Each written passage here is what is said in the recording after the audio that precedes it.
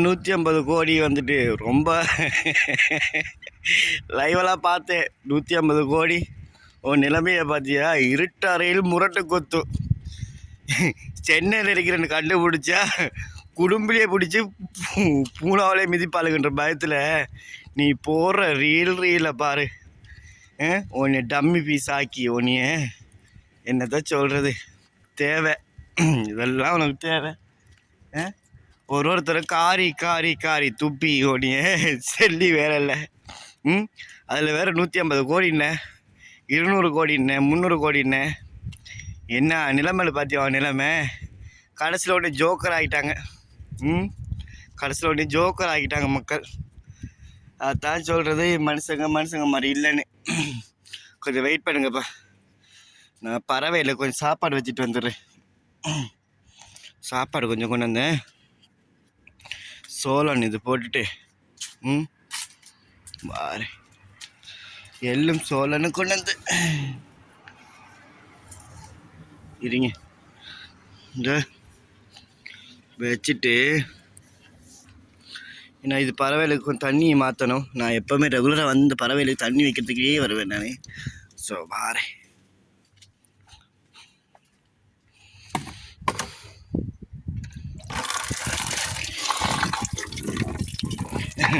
ஆனால் உன் நிலைமையை பார்த்து பெரியம்மா மேலே எனக்கு சிரிப்பாக வருது. ஒரு நேரம் பார்த்தா பாவமாக இருக்குது. என்னத்தை பண்ணுறது? என்னதான் செஞ்சாலும் வாய் பேசாத ஜீவனுக்கு சாப்பாடு வச்சா நல்லாயிருக்கும். இதை பார்த்திங்களா, பின்னுக்கு வேப்ப மரம். வேப்ப மரத்தை காமிச்சிட்டா, இந்த வேப்ப மரம் பூத்து குலுங்குது. எல்லா இடமே வேப்ப மரம் இருக்குங்க. நிறைய பேர் கேட்பீங்க வெளிநாடுகளில் வேப்ப மரம் இருக்கா, முருங்கை மரம் இருக்கான்னு. கண்டிப்பாக முருங்கை மரம், வேப்ப மரம் எல்லாமே இருக்குதுங்க. ஒன்றுமே இல்லாதது கிடையாது, புரியுதா? ஸோ இது நம்முடைய கார்டனிங்கில் பேரிச்ச மரம்லாம் காஞ்சி ஓஞ்சிருச்சு. இது சீனக்கிழங்குன்னு சொல்லுவாங்க தெரியுமா? வத்தாள கிழங்கு இதுலேயே இருக்குது. அகத்தி மரம் இருக்குது. இந்த இருக்குது முருங்கை மரம் காய்ச்சி ஓஞ்சி வைத்து பாருங்க. இந்த முருங்கை மரத்தை பார்க்குறதுக்கு உங்களுக்கு அழகாக இருக்கும். ஆனால் அது ஓஞ்சிடுச்சு. இப்போ தான் மறுபடியும் தண்ணி வச்சு உண்டாக்கி இதை வச்சுட்டு வரோம் முருங்கை மரத்தை. ஆனால் உண்டு 150 கோடி நிலைமையை பாருங்கள். எங்கே சுற்றி கடைசியில் வந்துட்டு நடுரோட்டில் ஓடி ஒளியுது. ஒரு நாள் ஓடி ஒளிஞ்சிக்கிட்டே இருக்குது. இது அப்படி நினைக்கும் போது தான் சரியான கவலையாக இருக்குது. எப்படி ஒரு காலத்தில் இருந்துச்சு அந்த கெத்து.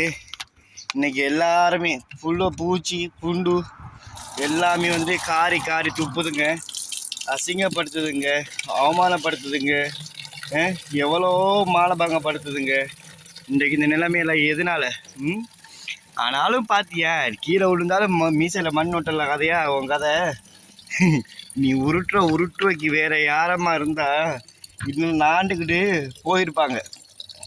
ஆனால் உனக்கு ரோசை சூடு சொன்ன எதுவும் இல்லாதனால நீ இன்னமும் இருக்க. அதை நினச்சி பெருமைப்படுறேன் நான். உங்களோட சமூக சேவைகள் கொஞ்சம் இன்னும் பெருசாக டெவலப் ஆகணும், பெரிய அளவில் டெவலப் ஆகணும். ஏடி ஒரு பச்சை பிள்ளையில் பேசி கடைசியில் இன்னொரு சேனல் வேறு வச்சு அதில் சேனலில் என்ன பேச ஆரம்பிக்க போறியா? ஆரம்பி எதுக்கு சென்னைக்கு வந்த? பெட்டிஷன் போட்டியா? சார் எனக்கு வர முடியாது சார், அதனால் இந்த வாட்டி நான் லாயரை வந்துட்டு நியமிச்சிருக்கிறேன். லாயர் வருவாங்க சார், லாயர் வந்து வாதாடிப்பாங்க சார் அப்படின்னு நீ சொன்னியா? என்ன சொன்னாங்க ஜட்ஜி? நீ வந்தே ஆகணும், வரலண்டா உன்னை மிதிப்பாங்க அப்படின்னு நீ சொன்னாங்களா? உங்களை ஒட்டுமொத்த குடும்பங்களையுமே கைது செய்ய சொல்லி அவங்க சொல்லிட்டு இருக்கிறாங்க. அப்படி இருக்கும்போது நீ வந்துட்டு என்ன உருட்டுனாலுமே செல்லாது. 150 கோடி ஆச்சுல்ல.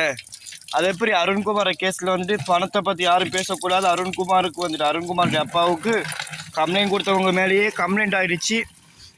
உள்ளே போகிறாங்களா? சரி, கோர்ட்டுக்கு வர இல்லை வா.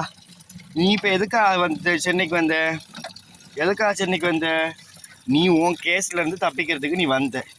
சரி, வந்த வாய் அடக்கமாக வச்சுருந்தியா? அதுவும் கிடையாது. அப்போ என்ன பண்ணுற நீ?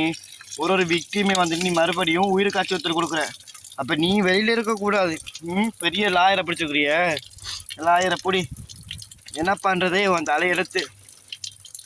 என்னடி கேள்விப்பட்டேன், பச்சைக்கிளி ஏறலாம் உன் மேலன்னு. பச்சைக்கிளி உன் மேலே காண்டில் ஏறுறாளா? செம காண்டில் ஏறுறாளா? எப்படி எப்படி? நான் வந்துட்டு சொல்கிறேன் பார்த்துக்க. உன் பொண்ணு கையால் தான் உனக்கு அழிவு. எப்படி? உன் பொண்ணு கையால் தான் உனக்கு அழிவு. ஏன்னா அந்த பொண்ணுடைய வாழ்க்கையை சீரழித்து சின்ன பின்னமாக்கி அசிங்கப்படுத்தி கேவலப்படுத்தி இந்த சமுதாயத்தில் வாழக்கூடாத அளவுக்கு வர வச்சு கண்டவன் போனவன் வந்தவன் ஒருத்தண்டி ஒரு மாதிரி பேசி அந்த பொண்ணை அசிங்கப்படுத்தி அந்த பொண்ணோட வாழ்க்கையை கேள்விக்குறியாக்கினது நீதான். வேறு யாருமே கிடையாது. வேறு யாருமே கிடையாது. ஸ்ருதி கொஞ்சம் நல்லா யோசிச்சு பாரு. என்ன சம்பவம் நடந்துச்சு, என்ன சம்பவம் நடக்கலை? இதுக்கெல்லாம் காரணம் யார்? இன்றைக்கு உங்களால் நிம்மதியாக இருக்க முடியுதா? சாப்பிட்டீங்களா? என் வீட்டுக்காரர் ஓனர் போகிறாரு. ஸோ நான் கூடிய சீக்கிரம் கிளம்பிடுவேன். அதனால தான் முக்கியமாக இன்னொரு 2 months ஒரு 3 months தான். அதுக்கப்புறம் மறுபடியும் சுவிட்சர்லாந்து போயிடுவேன். சுவிட்சர்லாந்தில் இனி செட்டில் ஆகிடுவேன். இனி வேறு பிளான் கிடையாது. இனி அங்கேயே வாழ்க்கை அமைச்சுக்கலான்ற ஒரு முடிவில் இருக்கிறேன்.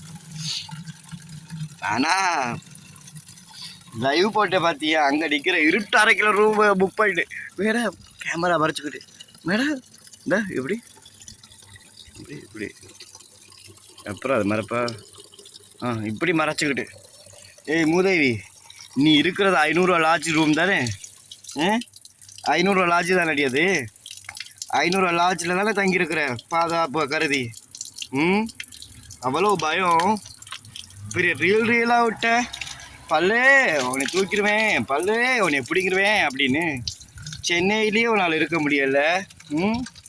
சென்னையிலேயே உன்னால் இருக்க முடியலை. அந்த அளவுக்கு பயம் வந்துருச்சா? எதுக்கா நீ வர வேண்டிய சூழ்நிலை? கோர்ட்டில் ஜட்ஜி சொன்னாங்களா நீ வந்தே ஆகணும், வரலான்னு டிமிக்கி விட்டுட்டு அங்கே இங்கே எங்கேயாவது ஓடிக்கிட்டு திரிஞ்சின்னா உன்னை விடமாட்டாங்க அப்படின்னு அவங்க சொன்னாங்க தானே? அதனால தான் மீனை வந்தது. மீனை வந்தது காரணம் தான் நடி சொல்லு. மெயினாக வந்ததுக்குரிய காரணம் என்ன?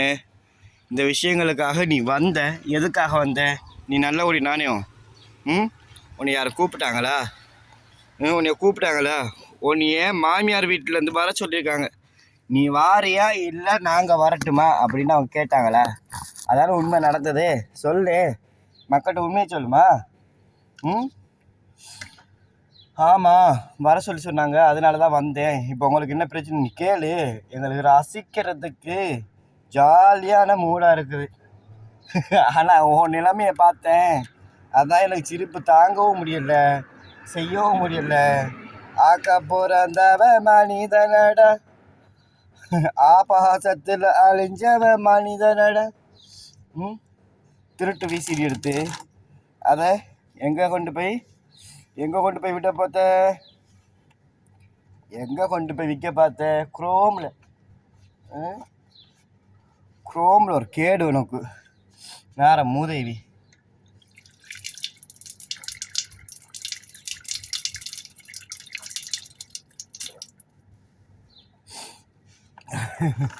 ஆனால் உன்னை நினைச்ச உண்மையிலேயே பரிதாபமாக இருக்குது.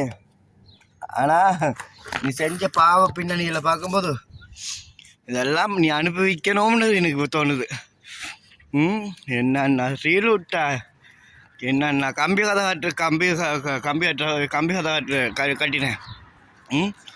ஒருத்தர் அசிங்கப்படுத்தி அவமானப்படுத்தி அதில் குளிர் காய்ச்சி ஒருத்தருடைய வாழ்க்கையை அழிக்க நினச்சி கடைசியில் வந்துட்டு உன்னுடைய வாழ்க்கையை நீயே அழிச்சிக்கிட்டு உன் குடும்பத்துக்கு உனக்கு நிம்மதி இருக்கா?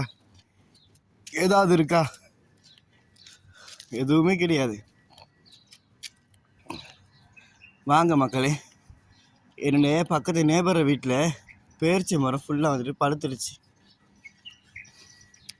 பேரிச்சை மரம் மரத்துலேருந்து எப்படி பழுக்குதுன்னு நான் உங்களுக்கு காமிச்சிடவா?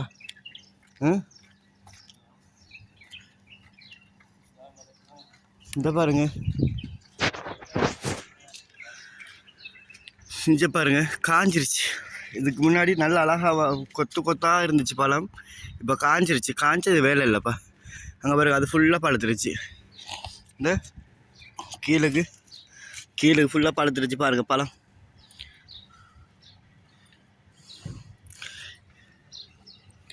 நான் எப்போவுமே வந்தால் இந்த நேபர் வீட்டில் நான் ஆஞ்சிட்டு போவேன், எதுவுமே சொல்ல மாட்டாங்க. வேண்ட அளவு பிச்சுட்டு போங்க அப்படின்பாங்க. அப்படியே மனுஷங்க இருக்கிறாங்க. இந்த பாருங்க,